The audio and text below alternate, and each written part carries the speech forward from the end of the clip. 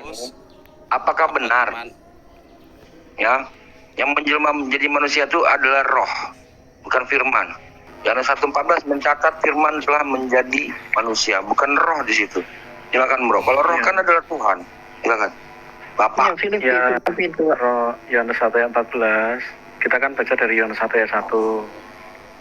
Pada mulanya adalah firman. Firman itu bersama Allah dan firman itu adalah Allah. Jadi firman atau logos itu pemahamannya ada dua. Ada logos proporikos, ada logos endiatheos. Logos proporikos itu logos yang diucap, kayak kita lagi ngobrol nih. Tapi logos endiatheos itu adalah logos yang di dalam diri atau di nalar. Anu kecil. Serius? Aduh, perasaan aku udah ganti headset loh. Kecil, suara kecil. Kalau gini, anunya yang sama kecil. aja. Astagfirullah. Ini coba ditelan headsetnya bro. Ini udah ku install ini ke otakku ini. Biasanya bagus suaramu loh yang paling gede. Pinjem toa dulu lah, mana kayak gitu. Tahu bulat tuh pegang toa tuh, tahu bulat. Nggak denger. Segini nggak denger bro, segini nggak denger. Nah, lumayan, lanjut. Lumayan. Segini tetap nggak denger. Dengar. Gini denger nggak nih? Gini. Keren, oke, lanjut. Oke, ya. Jadi logos itu pengertiannya ada dua. Tadi ya, logos endiatheos sama logos proporikos. Logos proporikos tuh kita lagi ngobrol nih. Nah, logos endiatheos tuh nalar, kata-kata yang di dalam diri seseorang. Jadi ketika kita bicara logosnya Allah, itu kita bicara mengenai logikanya Allah. Jadi pada mulanya adalah logikanya Allah. Logikanya Allah bersama-sama dengan Allah, dan logika Allah adalah Allah. Sama seperti kita ya, di dalam satu jack ini berdiam logika dan rohnya. Sama juga di dalam diri Allah yang kami sebut sebagai Bapa berdiam firman dan rohnya. Nah, firmannya ini, ketiganya ini kita nggak bisa bilang, ketiganya ini memang dibedakan, tapi nggak bisa dipisahkan. Karena apa? Karena ketiganya ini satu hakikat dan mereka saling mendiami. Jadi kalau pemahaman unat substantia tres persona itu, dalam satu hakikat Allah kami, kebagaimanaannya dia memang menyatakan diri di dalam tiga pribadi, yang ketiganya ini saling mendiami. Kayak tubuhnya si Jack dengan rohnya si Jack dan dengan firmannya, dengan logosnya si Jack ini saling mendiami. Nah, jadi ketika kita bicara firman itu adalah Allah, ya kita bicara bagaimana logika Allah, pasti Allah. Tanpa logika Allah tidak mungkin ada Allah. Nah, logika Allah ayat 2 ya, pada mulanya bersama-sama dengan Allah. Jadi tidak ada jeda. Ada yang mengatakan bahwa logika Allah itu mirip keberadaan firman Allah itu mirip cermin. Jadi begitu kita nengok ke cermin tuh, itu kan ada bayangan kan. Saat itu juga ada bayangan. Padahal logika tersebut ada kelirunya. Misalnya gini, kalau kita menempatkan cermin itu sejarak 1 tahun kecepatan cahaya, karena kan kita melihat tuh berdasarkan kecepatan cahaya ya. Jadi ketika kita nengok ke cermin, ya masih tunggu 1 tahun. Nah, jadi tidak seperti itu. Tetapi konsep ayat kedua, ia pada mulanya bersama-sama dengan Allah. Artinya, pada awal Allah ada, dia sudah memiliki logika, dia sudah bersama-sama dengan logikanya. Nah, ketika kita ini paralel dengan Kejadian 1 ayat 1 sampai 3. Pada mulanya Elohim menciptakan langit dan bumi. Bumi belum berbentuk dan kosong. Roh Allah, ada rohnya, melayang di atas permukaan air. Berfirmanlah Allah. Memang di situ memang kata kerja. Pertanyaan saya gini bro, kalau firman itu logika, apakah Tuhan Bapa berbagi logika kepada Yesus? Coba jelasin. Gue nggak mau bilang logikanya Bapak, rasionya Bapak itu kepada Yesus semua ya. Ini sepertinya lagi berbagi nih, berbagi akal atau berbagi rasionalitas gitu. So jelasin ini, kalau panakan firman adalah logika. Kalau begini bro, kalau saya balik tanya, kira-kira Allah itu logikanya betul apa enggak? Kalau misalkan nanti saya bisa tunjukkan tidak sesuainya dengan sejarah di dalam Al-Quran. Apa ini? Ya, gimana? Ya, silakan Pak Jack. Yo, kami nggak Iya, pernah oke, mengatakan oke. rahasia Tuhan berpikir, kami nggak ada di situ, nggak begitu. Iya, Pokoknya kan Allah di Anda kan kitab itu berasal dari ini Allah yang ditujukan kepada Jibril ya. Tadi kan saya meneruskan dia Jadi loh. kalau ada kesalahan sejarah atau misalkan tidak sesuai dengan ilmu pengetahuan, seandainya tidak sesuai dengan ilmu pengetahuan, apakah Anda mengatakan logika Allah itu salah? Tenangkan dulu, Nah, itu tenangkan ya, dulu. nanti saya akan tunjukkan. Tenang ya. Oke, Dia oke, benar oke. logikanya Tuhan, kan Tuhannya Ya, tidak. logika ya, logika. Nanti saya tunjukkan logikanya. Lah. Kalau kami, Ya. wa ma kana Allah bikulli syai'in alim. Allah tuh Maha mengetahui. Mungkin beda dengan kalian. Dia kan menarasikan firman adalah logika. Minta tolong dijelaskan. Kalau firman itu telah menjadi manusia adalah logikanya Bapak, apakah ini sedang berbagi logika? Atau bagaimana? Oke. Sama seperti kejadian 17:1. Bapak Maha Kuasa di situ. Nah, kemudian di Matius 28:18, Bapak memberikan kuasa kepada Yesus. Ini berbagi kuasa sama seperti Oke. ini tadi, berbagi logika atau tidak, jelasin gitu. Ya, oke, siap Bang Tristan. Jadi gini, ketika kita merujuk bahwa logos dikatakan ayat 3 ya, kita lanjut ke ayat 3. Bagaimana segala sesuatu diciptakan oleh logos, baik itu firman Allah, dia berkehendak pun dia sudah berfirman. Segala sesuatu diciptakan oleh logos. Tanpa logos tidak ada sesuatu pun yang terjadi. Nah, kita baca ke ayat 9. Logos itu, terang itu ya, kan dinarasikan sebagai terang. Logos itu juga dinarasikan sebagai terang. Nah, terang itu apa? Dia sedang datang. Jadi logosnya itu sendiri, logosnya Allah, yang sepenuh Allah, dia sedang datang. Kemudian di ayat 11, ia datang. Jadi logos yang menciptakan segala sesuatu, ia datang, ia sendiri ya. Jadi bukan dia mengutus orang lain, enggak. Logosnya dia datang. Dengan cara apa dia datang? Ayat 14. Logos itu menjadi manusia. Jadi di dalam manusia Yesus Kristus, dia adalah sepenuh logos Allah atau firman Allah, sesuai dengan di kitab Wahyu ya, bahwa dia adalah firman Allah, Wahyu 19, dan dia sepenuh manusia karena dia mengambil kodrat daging. Nah, ketika teman-teman bingung dengan ini, karena saya lihat kawan-kawan Muslim mempercayai Yesus itu cuma sepenuh manusia saja, ya kan? Cuma sepenuh manusia. Padahal kalau kita baca Yohanes 1 secara runtut, secara kontekstual, secara bisa dipertanggungjawabkan, secara makna, baik itu konteks dekat, konteks jauh, ataupun konsistensi, maka kita akan melihat bahwa Yesus itu adalah logosnya Allah yang menjadi manusia. Nah, kita tahu bahwa logos firman itu keluar dari Allah tanpa meninggalkan Allah. Coba dipahami dulu. Firman itu keluar dari Allah tanpa meninggalkan Allah.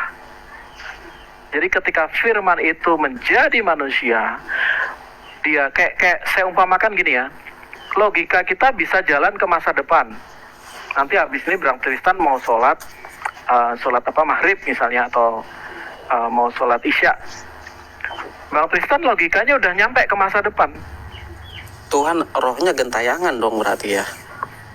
Bukan gentayangan bro, seluruh bumi ini ada di dalam tangan Tuhan, di dalam rohnya Tuhan. Omnipresent. Kemudian, ya karena dia omnipresent. Kemudian, tetapi pada saat yang sama, logika Bang Tristan itu ada di dalam diri Bang Tristan. Jadi dia sudah ada di masa depan, tanpa dia meninggalkan Bang Tristan saat ini. Nah, sama juga, firman itu keluar dari Allah tanpa meninggalkan Allah. Atau kalau saya kasih perumpamaan yang lebih sederhana lagi, kita lihat matahari. Nah, panas itu keluar dari matahari tanpa panas itu meninggalkan matahari. Jadi dalam diri matahari tetap ada panasnya, di dalam diri Allah tetap ada firman-Nya. Pada saat yang sama, firman itu keluar dari dia dan menjadi manusia. Nah, makanya kami tidak, mungkin agak berbeda dengan teman Muslim yang mengatakan bahwa berarti Yesus itu total manusia. Kalau bagi kami tidak. Bagi kami mengatakan Yesus dari firman kemudian jadi manusia, jadi dia total jadi manusia, itu sama artinya dengan seperti ini. Teman-teman muslim mengimani bahwa Quran itu sepenuhnya cuma buku. Mau sholat maghrib habis ini. Ya, sebentar bro. Ini poin penting. Sorry bro Tristan. Sorry bro Tristan. Sebentar. Ini. Sedikit aja, Ini poin penting. Ini poin penting bro Tristan. Lama bro. Ya, nggak lama. Bro kan bilang muslim ini kebingungan. Kami nggak bingung. Kami udah final Yesus itu atau Isa alaihissalam adalah hambanya Allah. Ini Abdullah watanya kitab wajalani nabiya wajalani nabiya. Jadi dia pun rasul ya. Surat ayat 6. Ini Rasulullah ilaikum musaddiqan lima baina yadayya wa basyiran bi rasulil ya'ti min ba'di ismu Ahmad. Jadi memang sudah final di kami. Kan duluan kami. Nah, namun ketika bro ini mengatakan itu adalah itu adalah firman yang logikanya Bapak. Kalau kami bertanya kan nggak masalah bro, gitu ya. Oke, kami nggak kebingungan kok kalau di kami. Ya, silakan lanjutin. Intinya gitu. Apakah Tuhan di sini sedang berbagi logika? Siap. Oke, sebentar ya bro Desan, sebentar. Jadi gini, saya terusin dulu. Ketika kita dulu nih abang yang nomor 3 tolong wakilin ya.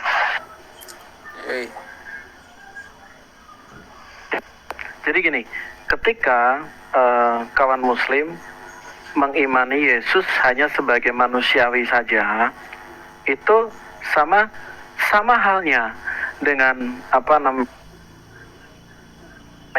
kami ya, atau siapapun itu menganggap bahwa Quran itu bukan firman Allah, melainkan sekedar buku yang sama dengan buku-buku yang lain. Kan enggak seperti itu kan bro. Kawan-kawan muslim memahami Quran itu sepenuhnya ilahi karena dia adalah kalam nafsi ya. Tapi kan juga mengakui bahwa sepenuhnya lafsi, ya memang buku, benar buku, tapi di dalam buku. Nah, jadi kawan-kawan muslim bisa memahami bahwa Quran itu sepenuhnya buku, tapi di satu sisi dia juga sepenuhnya adalah firman Tuhan sendiri. Nah, di dalam keimanan kami juga memahami Yesus itu sepenuhnya manusia. Itulah kenapa dia berdoa dalam sisi kemanusiaannya. Dia berjalan, dia mengajar, dia disebut guru, disebut nabi.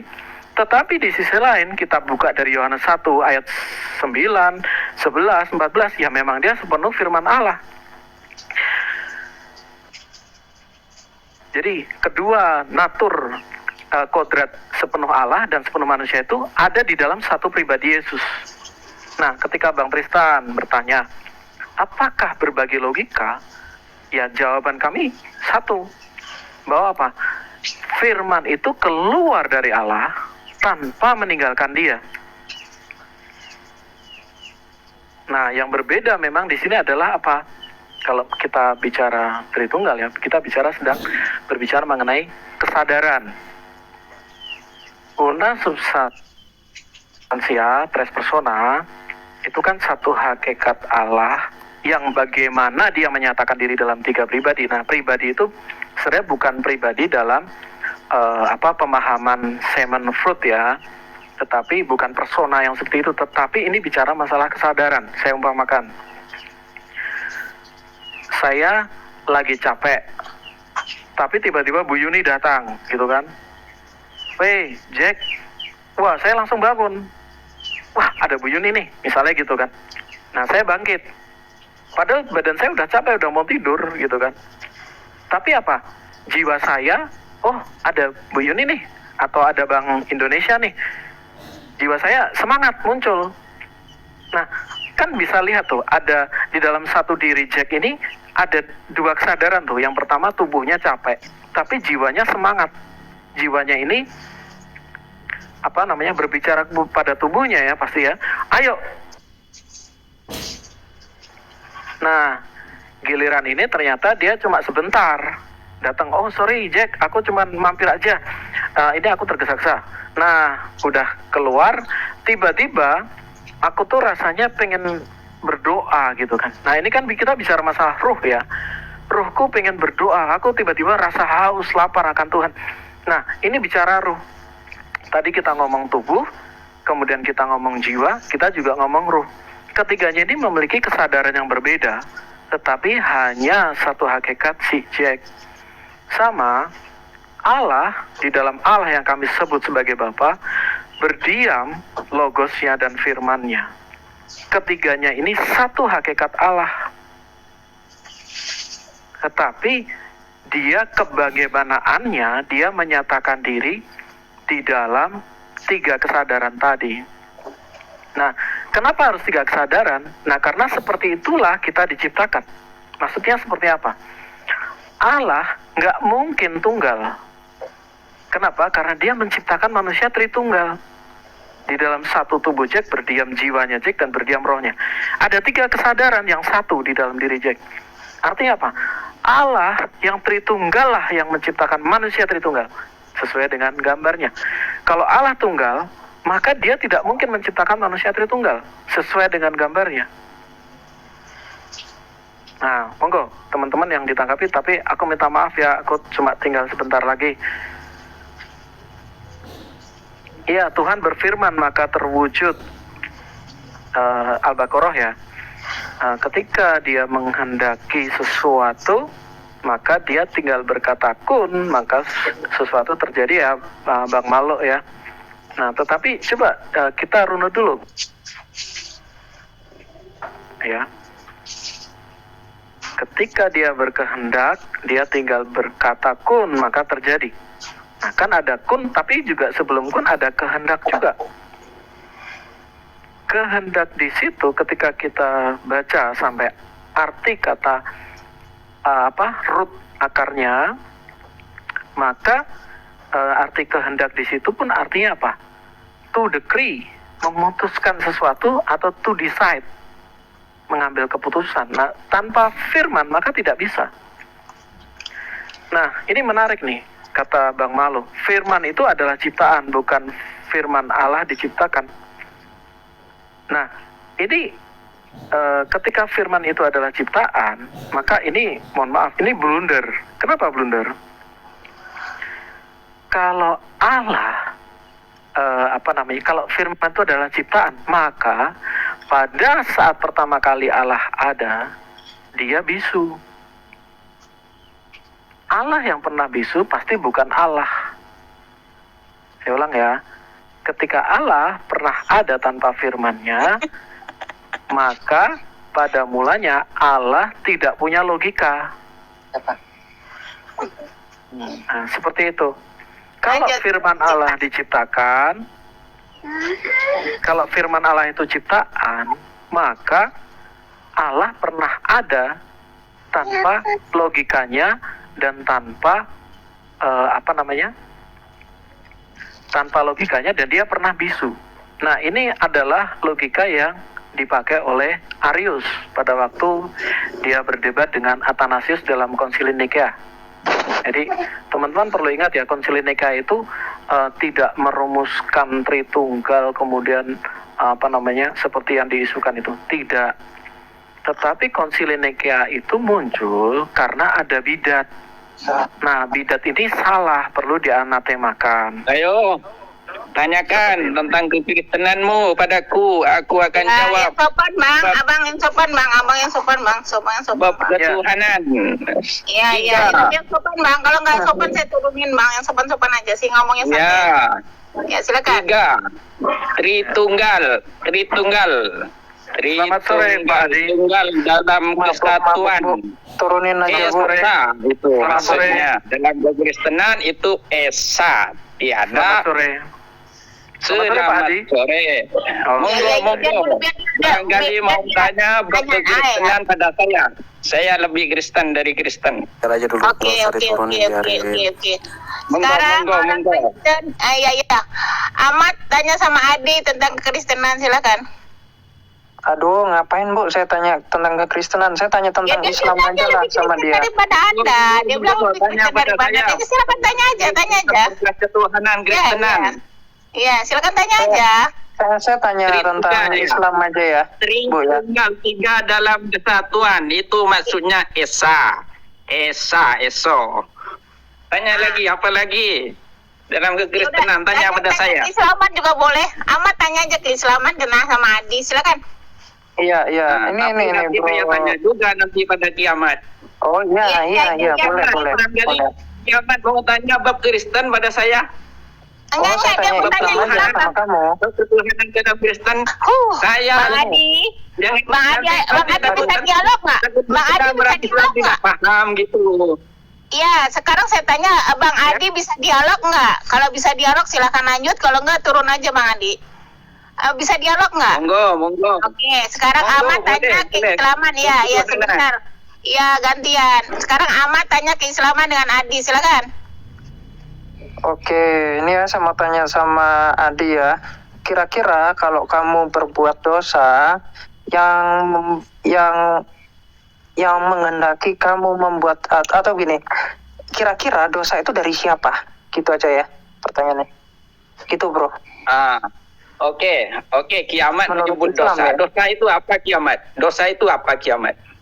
Yang tidak sesuai dengan ketentuan Tuhan, maka itu Iya, dosa. pernah melihat warnanya dosa?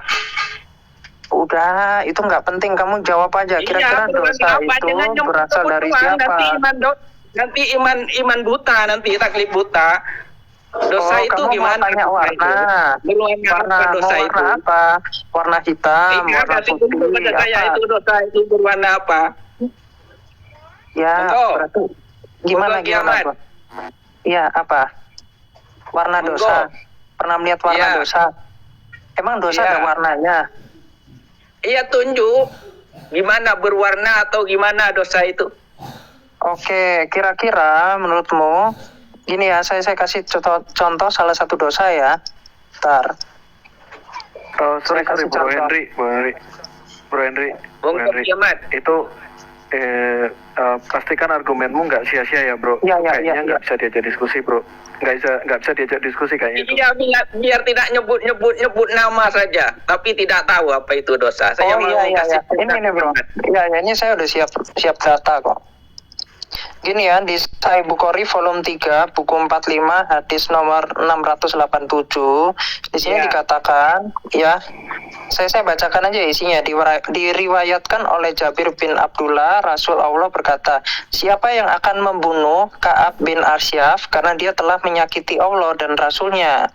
Muhammad bin Asyalam berdiri dan berkata, aku akan membunuhnya. Jadi Muhammad bin Asyalama pergi ke Ka'ab dan berkata, saya ingin pinjam 1 atau 2 wasik biji-bijian makanan. Ka'ab berkata, gantikan wanitamu kepadaku. Muhammad bin Masmala berkata, bagaimana kami bisa menggadaikan wanita kami dan kamu yang paling tampan di antara orang Arab? Dia berkata, kalau begitu gadaikan putra-putramu kepadaku. Muhammad berkata, bagaimana kita bisa menggadaikan anak laki-laki kita? Karena orang-orang akan menyalahgunakan mereka karena digadaikan untuk 1 atau 2 wasik biji-bijian makanan. Ini memalukan bagi kami, tapi kami akan menggadaikan senjata kami kepadamu. Jadi Muhammad bin Masmalah berjanji kepadanya bahwa dia akan datang kembali lain kali mereka, Muhammad bin Masmalah dan para sahabatnya mendatangi seperti dijanjikan dan membunuhnya. Ya, jadi di sini jelas Muhammad itu merencanakan untuk membunuh ini ya, namanya adalah Ka'ab bin Ashraf. Begitu. Nah, menurut Anda membunuh itu dosa atau enggak? Dan itu kira-kira berasal dari siapa? Saya kasih satu contoh. Itu hadis. Loh, Sahih Bukhari tadi kan sudah saya bacakan. Sahih Bukhari Iya, volume 3 buku 45 hadis nomor 687. Maaf kiamat. Saya bukan penganut agama terjemahan. Oh, kamu buka. Ini dari referensimu dari hadiscollection.com. Saya bukan penganut agama terjemahan. Oh, iya. Kamu Sorry bro. Mohon maaf, maksudnya Pak Adi ini bisa baca Quran gitu. Oh, Iya, kamu pokoknya saya bukan penganut agama terjemahan, bukan menjadi Pak Turut. Iya. Oh, gitu. Bang Adi bisa Itu baca. belum habis bisa lagi, baca Bang Quran? Mat. Bagi saya itu belum habis lagi. Kalau bagi orang awam terimalah hadis itu. Tapi bagi saya belum lagi. Oh, nggak kamu terima ya, bukan berarti ya. agama terjemahan. Oh, gitu. Berarti kamu bukan umat terjemahan ya? Jadi kalau di dalam hadis ada terjemahan, berarti kamu bukan umat terjemahan ya? Emang kamu baca Arab, setelah itu kamu tahu arti dari Arabnya kalau nggak ada terjemahannya? Emang kamu ngerti, kamu bisa ngomong bahasa Arab? Bisa Coba, ngerti Bro dia Adi. kayaknya. Bisa ngerti ngomong kayaknya Arab dia. kamu? Saya kalau baca Arab juga bisa, bro. Monggo. Bisa saya baca Arab. monggo. Tu habali ila lugat al-arabiyya la tadali hangtum ha. Lungcung paho ma. Licung ma wa. Mau tamil? Oh iya. Ya, mau bahasa apa? Oke ya. Saya coba tanya ke Anda, saya tes ya. Anda ngerti Arab atau enggak ya? Silakan. Oke, walajina artinya apa? Sibhali haya. Itu artinya. Wah, nggak ngerti kan kamu, ini orang mabuk ini, Bu Yuni. Waduh, bikin malu aja. Iya. Orang mabuk pula Orang kiamat. mabuk, Gimana? orang mabuk loh. Aneh banget. Bu Yuni, ini Lincoho lu ma. Lincoho ma lu Mabuk. di rumah. Lica ma. Aduh. ini si Orang Malo, kasihan Bang Malo kali. mau naik nih. Mending Bang Malo aja Bu Yuni. Bang Malo kayaknya berbobot. Monggo ya. kiamat. Maaf. Monggo. Malu Bahas apa lagi? dan Bang Jack.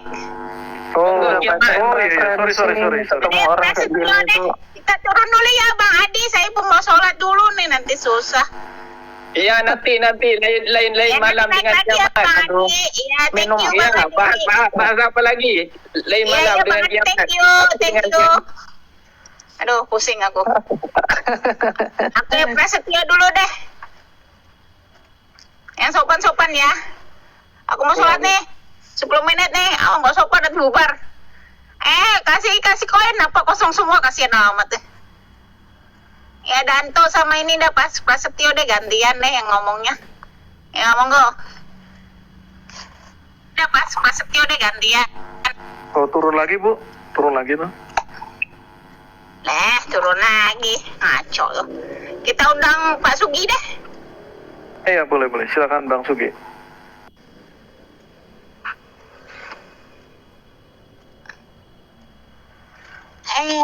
Gak ada yang mau naik. Ya udah deh, Indonesia aja deh. Islamnya kagak ada. Bang Indonesia, silakan Bang Indonesia. Halo, Mana Islamnya nih? Gak ada yang naik. halo, Ya, monggo lanjut. halo. Iya. Lanjut. Halo, Mas Sugi udah di Assalamualaikum. itu nggak mau masuk. Iya masuk. Lanjut. Waalaikumsalam.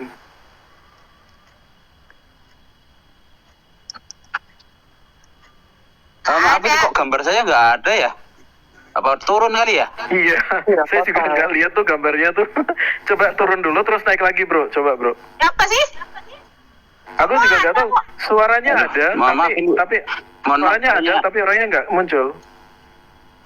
Indonesia Kayaknya ada, sinyalnya kita ada. Aduh, mohon maaf. Bantuan. Ini izin dulu. Oke, Izin dulu ya, saudara-saudara. Assalamualaikum. Bang. Waalaikumsalam. Salam.